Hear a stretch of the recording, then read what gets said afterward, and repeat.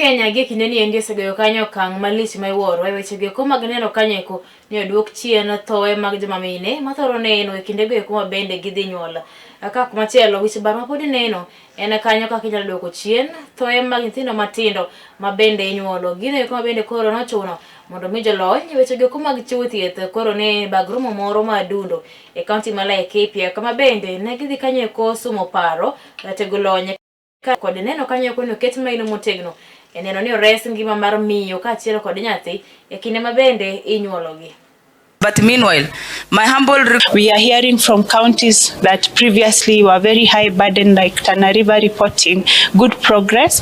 We've been engaging with them as frontline health workers, doing peer-to-peer learning and skills transfer for those hard to reach counties. And we want this partnership to continue so that where there are no specialists, we can be able to bring specialists from other counties to be able to support the counties that don't have specialists, even as they make arrangements to hire their own specialists. So as is very evident, the neonatal mortality rate is quite high as a country, against the SDG goals of 12 per 1,000 live births. We are actually at 21 deaths per 1,000 live births.